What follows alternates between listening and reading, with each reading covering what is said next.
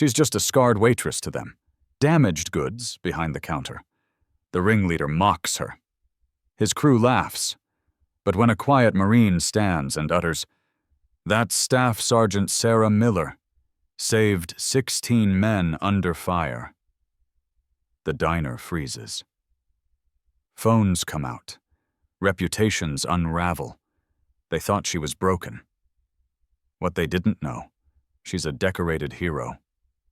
Stick around, because when truth walks in, bullies fall hard. Curious about our global audience? Let us know where you're watching from and what time it is. Remember to subscribe for more content. Chad Anderson swaggered into Mel's roadside diner, his lucky silver dollar dancing between his fingers as the morning crowd parted before him. The familiar scent of coffee and fear filled his nostrils. This was his kingdom, his daily stage for reminding everyone who held real power in this small town. His eyes locked onto their favorite target, the waitress with the twisted scar running down her face. Well, looks like our favorite attraction is serving again today," Chad Anderson announced, loud enough for every customer to hear. His crew snickered on cue, spreading out to their usual booth. The silver dollar caught the fluorescent lights as he flipped it higher, watching the waitress's shoulders tense. Something about her posture today, though. It wasn't the usual defeated slump he'd come to enjoy. The diner's bell chimed, and Chad Anderson noticed a man in a Marine cap entering, his presence somehow making the air thicker. The stranger's eyes bore into him with an intensity that sent an unfamiliar ripple of unease down his spine. Chad Anderson gripped his silver dollar tighter, its familiar weight usually a comfort, now feeling strangely heavy. "Hey, Scarface," Chad Anderson called out, needing to reassert his dominance. "How about some entertainment with our coffee today?" His voice carried that signature mock sweetness that always drew nervous laughter from the regulars. But today, the silence felt different. Someone's phone camera clicked, probably one of his crew, ready to capture their daily sport. The Marine's chair scraped back.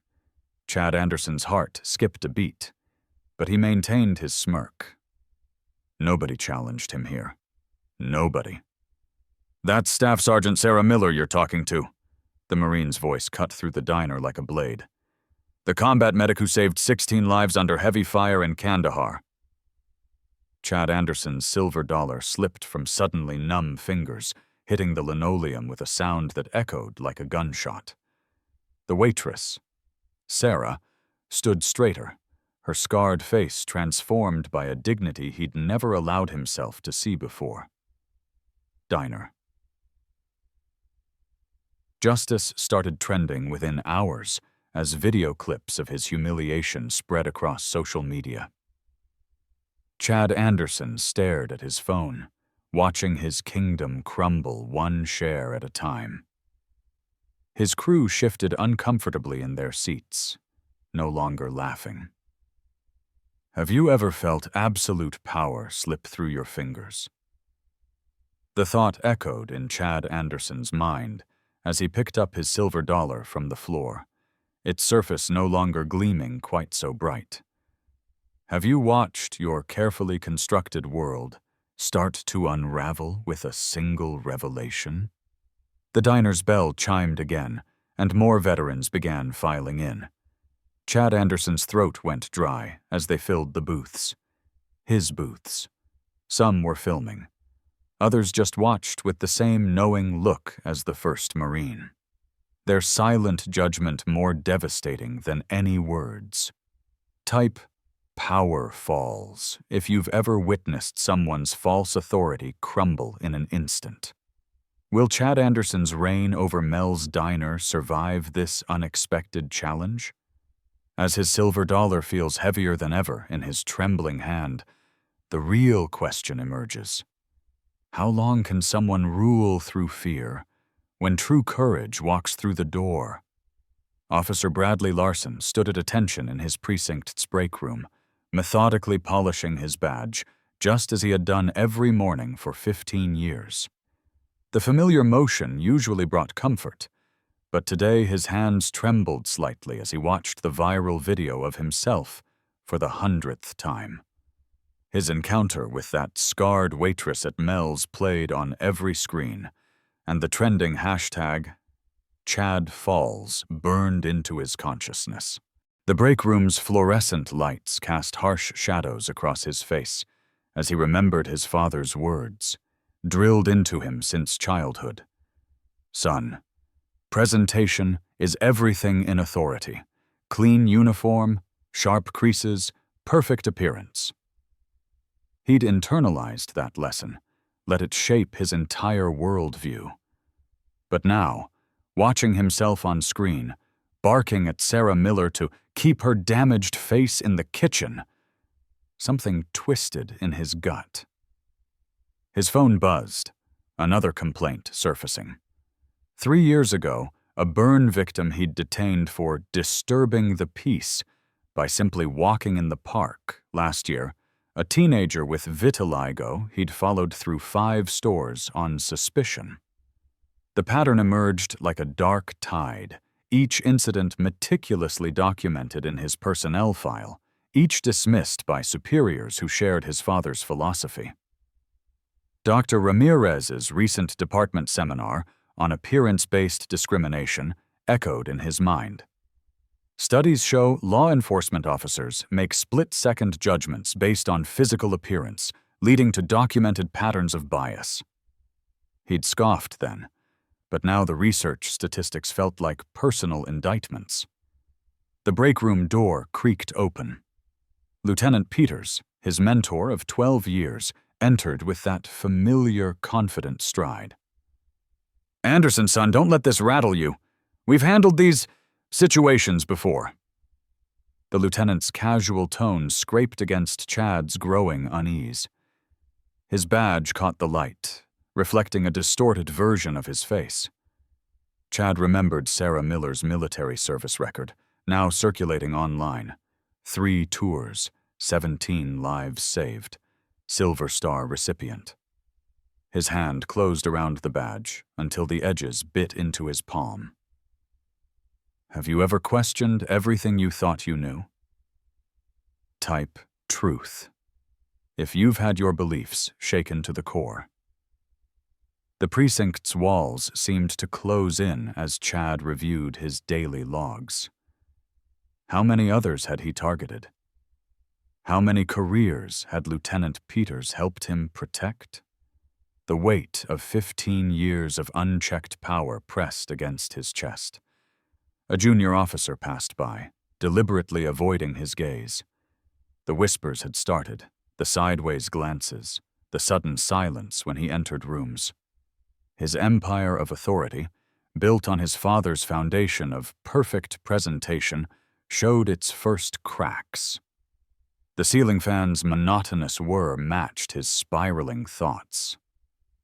Sarah Miller worked extra shifts despite his presence, facing him with quiet dignity while he, enforced some twisted standard of acceptable appearance? The realization made his coffee turn bitter in his mouth. His phone buzzed again, Internal Affairs requesting an interview. The investigation would uncover everything.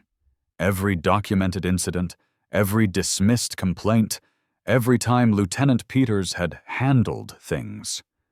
The system that had protected him now hummed with dangerous potential energy, ready to collapse. Chad gripped his badge tighter, its surface no longer gleaming, but clouded with fingerprints. Maybe, he thought, watching Sarah Miller serve customers with professional grace in the video still playing on his phone. I'm the one who doesn't belong.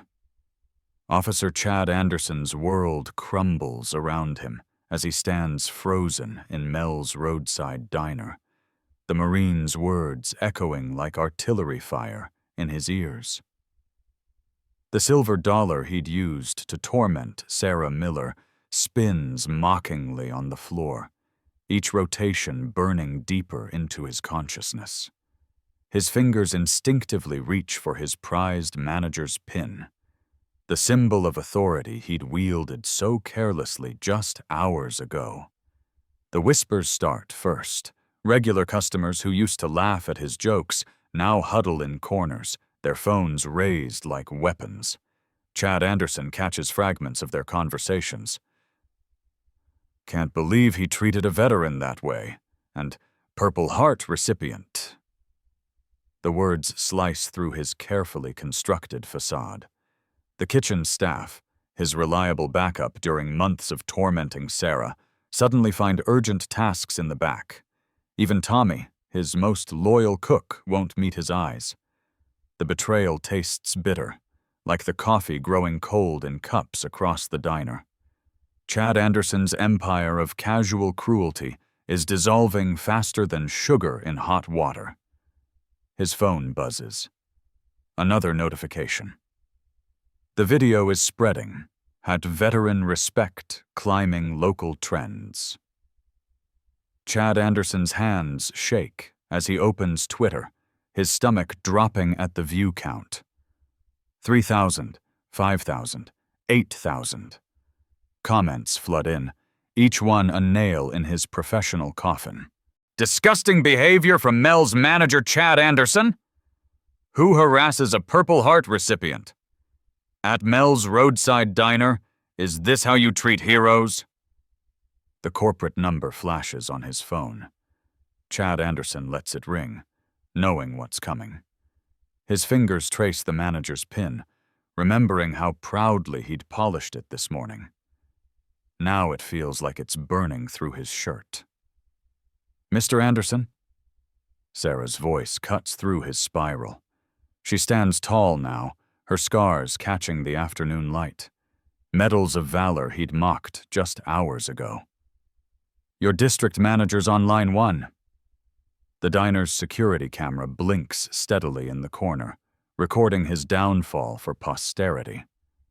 Chad Anderson realizes with horrifying clarity that every moment of his harassment over the past months is stored in those digital archives. Every snide comment, every accidental coffee spill, every cruel joke, all documented, all waiting to condemn him. Through the window, he spots 3 news vans pulling into the parking lot. The hashtag must have caught their attention. His phone buzzes again, corporate email this time. Subject line, "Immediate suspension pending investigation."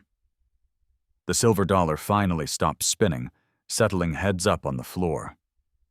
Chad Anderson stares at Liberty's face, remembering how he'd flipped it daily, making Sarah guess for her tips. The irony of Freedom's symbol being his tool of torment isn't lost on him now.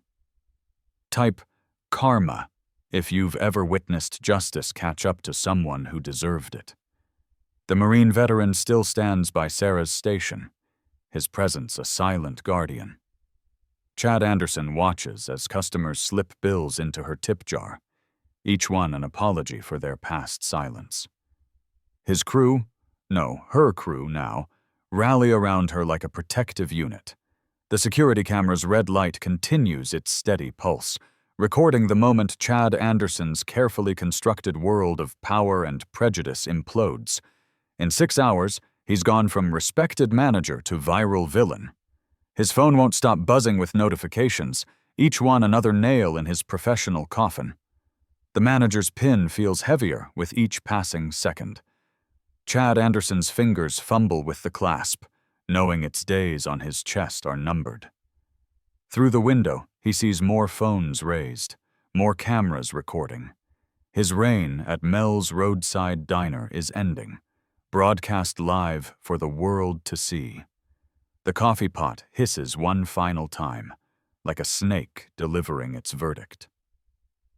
Chad Anderson stands alone in a diner full of people, watching his kingdom of casual cruelty crumble under the weight of justice served with a side of viral vengeance. Chad Anderson's hands trembled as he stared at the silver dollar on his desk, the weight of his actions crushing down on him like a mountain of shame.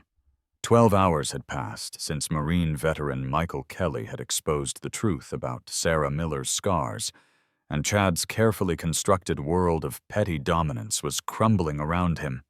The viral video played again on his phone.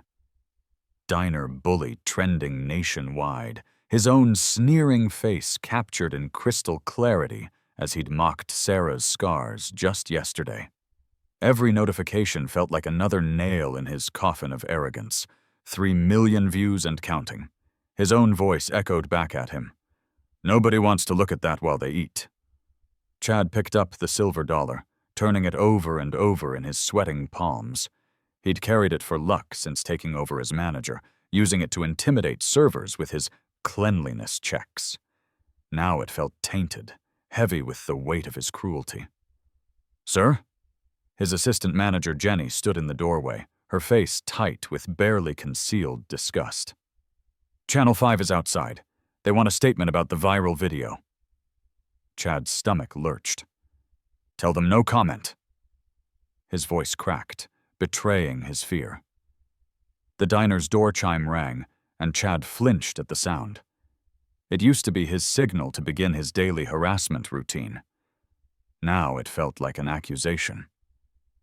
Through his office window, he watched Sarah enter for her shift, head held high despite everything he'd done. The comments on the viral video flashed through his mind. Combat medic saved 3 squad mates under fire. Bronze Star recipient. True hero wearing those scars. Each fact was another blow to his fragile authority. Chad's phone buzzed again. Corporate headquarters. His hands shook so badly he almost dropped it. "Anderson speaking." "We've seen the video, Chad. The board is meeting in an hour to discuss your position." The call ended, leaving Chad in suffocating silence. He looked at the silver dollar again, remembering how he'd flipped it yesterday, demanding Sarah pick it up from the floor while customers watched. The memory made him sick. Standing on shaky legs, Chad walked to the main dining room. The regular breakfast crowd fell silent, phones recording his every move. Sarah stood at the counter, efficiently preparing her section despite the circus around her. "Sarah." His voice was barely a whisper. She turned, her scarred face composed. Professional. The face he'd mocked for months. The face of someone braver than he'd ever be. Chad placed the silver dollar on her serving tray, alongside a handwritten note. "I was wrong. Your scars aren't ugly. They're medals of courage I never earned. I'm sorry." The door chimed again. Michael Kelly entered, his Marine Corps bearing unmistakable. Chad felt smaller with each step the veteran took toward him. The video hit the Marines' social media. Kelly's voice carried across the silent diner. "They're sharing Sarah's service record. That Bronze Star citation makes for interesting reading." Chad nodded, his empire of petty tyranny dissolving. "I've called a staff meeting. New policy. All veterans get respect here, visible scars or not." Type "respect" if you believe in second chances appeared on the viral video's comments, but Chad knew he didn't deserve one. His phone buzzed again. Corporate's decision was in. The silver dollar gleamed on Sarah's tray, no longer a tool of torment, but a symbol of his transformation. The door chime rang once more, and this time Chad heard it for what it was. The sound of change. "Share this moment of accountability," the video's caption urged. But Chad wasn't thinking about social media anymore. He was thinking about scars, the visible ones he'd mocked, and the invisible ones his cruelty had left on others. The diner's atmosphere had shifted, his authority stripped away by truth and justice. Chad Anderson, former bully manager of Mel's roadside diner, finally understood. True strength wasn't in wielding power over others, but in admitting when you were wrong. His silver dollar would stay on Sarah's tray, a permanent reminder that sometimes the biggest scars are the ones we inflict on our own humanity. "Look what it took to finally see," Chad Anderson mutters, rolling the empty space between his fingers where his lucky coin used to rest. 6 months since that day at Mel's roadside diner, and the weight of its absence still feels foreign. The morning sun streams through his office window, catching on the framed Veteran Employment Initiative poster. His company's newest pride. Chad Anderson leans back in his chair, the leather creaking beneath him like the weight of memory. His gaze drifts to the local newspaper clipping pinned to his bulletin board. Local business owner's journey from prejudice to purpose. The story went viral months ago, but Anderson learns still occasionally resurfaces, a digital reminder of his transformation. "Mr. Anderson?" His assistant's voice crackles through the intercom. "Ms. Miller is here for the monthly veteran outreach meeting." His throat tightens. Even now, Sarah Miller's presence brings a flush of shame to his cheeks. Chad Anderson straightens his tie, a nervous habit that replaced flipping that lucky coin. "Send her in," he manages, voice steady despite the drumming of his heart. The door opens with that familiar squeak. He's left it unoiled, a small penance, a reminder. Sarah enters, professional in her blazer, the scar he once mocked, now worn like a badge of honor. The sight sends him back to that morning, his cruel words, the revelation of her combat medic service, Michael Kelly's thunderous intervention. "Good morning, Chad," Sarah says, and the simple courtesy in her tone feels like more forgiveness than he deserves. "Ms. Miller," Chad Anderson responds, standing respectfully.